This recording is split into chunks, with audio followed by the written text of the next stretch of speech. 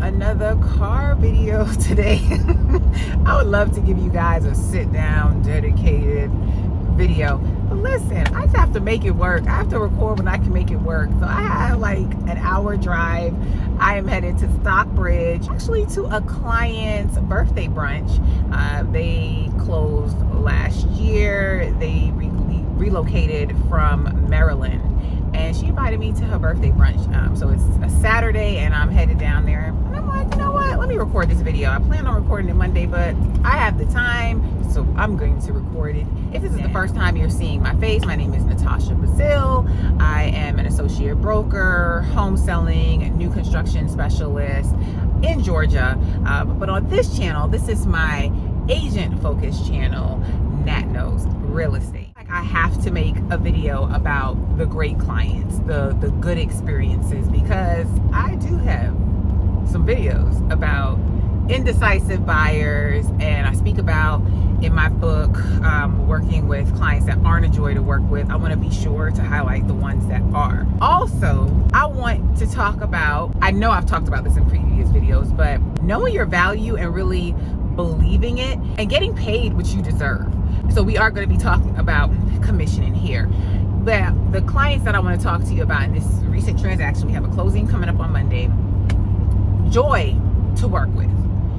Joy to work with. And not a joy because they're just easy, but a joy because they value my insight, my knowledge. They don't try to do my job. They staying in their lane sounds rough, but in essence, there are some people out there that try to be the jack of all trades, try to listen to everybody's input and then instruct you and advise you on how to do your job. They are not those type of clients, and I so appreciate them. I appreciate their appreciation for me.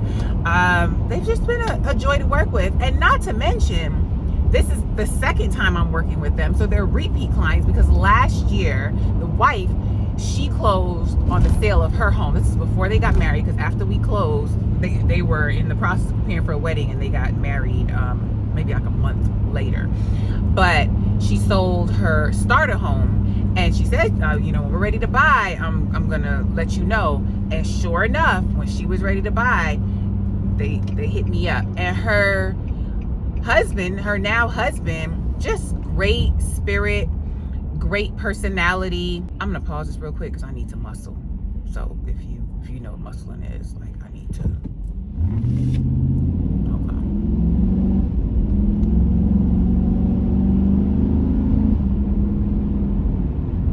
Okay, muscling done. Okay, yeah, he's great, just like her. So it just makes sense. Like, they're just a great connection. It's not always like that. Trust me, I've had situations where one party is great, the other one is not. So it's just wonderful when both of them are a joy, right? Night before, I had a call with the both of them. She was like, did you hear him? I was like, no, I didn't hear him. And she put him on speaker, and he was like, hey, my new bestie. And I just thought that was the funniest and cutest thing, sweetest thing. And then the next day we got their clear to close, and I emailed them, and he responded like, hey, thank you, new bestie, or something like that. But here's the text message. Man, listen, I'm so appreciative. So just know, the whole point of me sharing that is letting you know that your ideal clients are out there. Start putting it out there, start manifesting them, start affirming them, because I have affirmations that I say. I don't say them as often as I used to, so I need to get back into doing them as often. But regardless, that's just my mindset now. I attract clients that are a joy to work with, clients that are able, willing, and ready, qualified. I get down specific into price points, areas. Like, I know what my ideal client is. So put down those things that you want in your clients and recite those and commit those to memory, so you can start attracting those clients. But no, they surely do exist. Other point I wanted to make with them, that and we don't talk about commission now, so let's talk about commission. You're not a new agent. Even if you are a new agent, you may have heard this or seen this, just know it's out there. Regarding how buyers agents get paid. So in Georgia, it's customary for the seller to pay both of the agents commission. We are seeing it more and more that either the seller is paying less or the seller's paying the commission, but the seller's agent is choosing to keep more for themselves. I was just on a CE class with like the guru in Georgia, Seth Weissman. Real estate law closing attorney, wrote the red book, in charge of revisions and the committee contracts and all of that. He said they had a case where the seller's agent was paying 0 to the buyer's agent. So, and they can do that. They can do that. There is one brokerage in Georgia. It's called Your Home Sold Guaranteed. I cannot stand.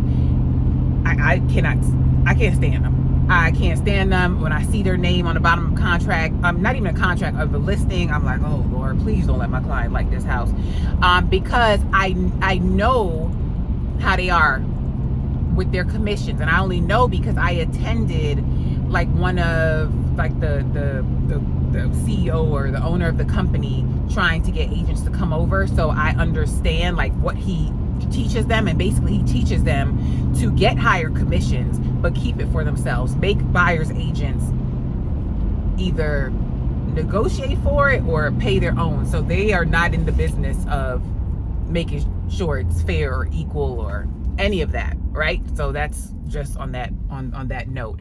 And we're gonna, I hate to say we're gonna see more of it, but the Seth Weissman, he said that he wouldn't be surprised in the next 10 or 20 years in Georgia if it's the buyer's agent pays their agent and the seller's agent pays the seller pays the seller's agent. And it's that way in some states. If you're in one of those states, please drop a comment down below if it is like that, because in some states it's already like that. So you're used to it, and it's like, okay, it is what it is. But people that are not accustomed to that, people like in Georgia, that's a concern for some agents. And yeah, I'm not gonna say that it's not a concern, because okay, we'll have some effect, but I'm not stressing about it, and I'm gonna tell you why. I had already implemented a policy, and this was maybe like 2020. I don't think 2019. It might have been 2019. Definitely for the pandemic. When agents was out here working with all these buyers, but it was around that time frame I implemented. Listen, my fee for service is 3%. That's why I have my fee for service at. If the seller is paying less than 3%, or the seller's agent, the other however you want to word it, if they are paying less than 3%, then you are responsible for the difference. That makes some agents like, oh gosh, I can't ask the buyer to pay. You better get over it. You better get over it. In some areas, that is the standard. You got to get over that, because this is not a case of you get what you get and you don't get upset. No, we are professionals. We are doing a service. We are doing a business. I am not going to do what I do and then just roll the dice and hope you don't pick a listing that's paying 1.5%. No, I need to be guaranteed what my service fee is when I agree to work with a client. So, and people will be like, some people are concerned like, oh, I can't do that. But you gotta know your value and what you're providing and just state what it is. Like, I don't get pushback. I do not get pushback from people. Said clients that are closing on Monday had no problems with cutting me the check for the difference. You have to be okay with doing that. And I was already okay with doing that, especially because I don't know how it is in other states, but in the Georgia guard contracts, in the buyer's brokerage agreement, it already says it. It used to say that it used to give you an option of, it still gives you the option to put in what your commission is, but it used to give you an option that says buyer will pay the difference, buyer will not pay the difference. So it used to give you an option. Then they took out that option and put it in as a standard. So it is a standard in the in the government, Georgia guard contracts, not government, but the guard contracts, Georgia Association of Realtors. Why would you be hesitant if they are already advocating for you to get paid whatever percentage you say? And it doesn't have to be 3. Your service percentage could be 5. And I have a great real estate friend. She has a team member, new agent. His service fee is 5% and he gets it. He has buyers paying him 5%. So if the seller's paying him 3, they're coming off 2, regardless. And he's a new agent. I'm over here with 12 years of experience. You don't think I want to get paid my 3? Shoot, and it may increase from there. So stand firm in getting your coins, your commission, because you earn them. Start getting very comfortable with having those conversations. It's in my buyer's consultation. I remind them when they're going to put in an offer, and I'm going to come back there. And I let them know when it comes time for closing, and it goes on the instructions to closing attorney, and it's handled all legit. This is all legit. So you have to be comfortable with start having those conversations and getting customers used to it. And if a buyer ends up landing on this video and, they're of the mindset, well, I don't want to have to pay, for an agent. That's a decision that you can make, but just know you leave yourself at risk. If you decide to proceed without an agent, or you decide to use the seller's agent, hence, it's the seller's agent. They do not represent you. You leave yourself at risk. So chuck it up. It's the cost of doing business. If you want to be protected and covered and have your own representation, it is what it is. It is what it is. Again, there are some states where this is already the norm. If you want representation, you pay for your own representation. Also, one change mentioned by Seth Weissman on that CE class. If I have a screenshot of it, I will insert it here, but they did update seller paid closing costs can include commissions. So if you negotiate that commission difference or anything in there's funds left over, however, that can go to paying the closing costs. If they give that money in additional closing costs, it can go to commission. So if you're in Georgia, check your GAR form and just get clarification on that. But yeah, look into that. And don't assume your clients don't have it or the prospect doesn't have it. What I have learned, people find money for what they value and what they find important. So yeah, there are some cases where people are really putting their pennies together, getting down payment assistance, such and such. But trust and believe, even those people can find coins when they are needed. So don't take the route of, oh, they don't have it.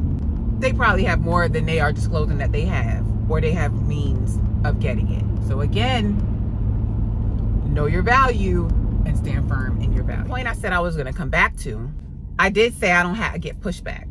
I had one instance where I was like, policy change. Once I have anything that comes up, I'm like, all right, I always tweak it. All right, policy change. I had one set of clients. We had the consultation. They were fine with it.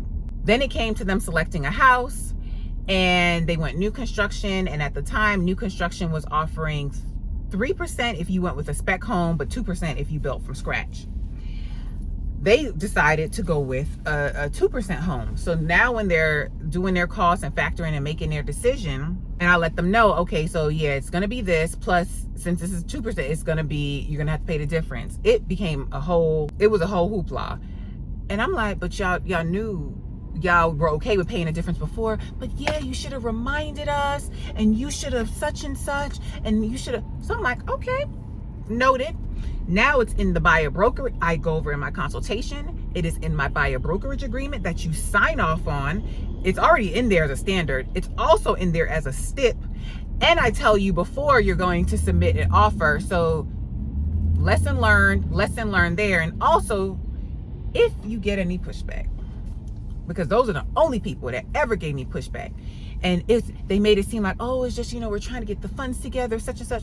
Listen, these people had money. They came up with money whenever they needed it. They came up with money to put upgrades in the house, money to do all other stuff that they needed to do. They could have came up with that money. But I just know these were not my ideal clients. But I needed to learn a lesson, and lesson learned. So I'm sharing that. I think that's all. That's all I have for this video. I think that was a lot. So your ideal clients are out there. Lesson number 1, your ideal clients are going to be a joy to work with. We're going to say that.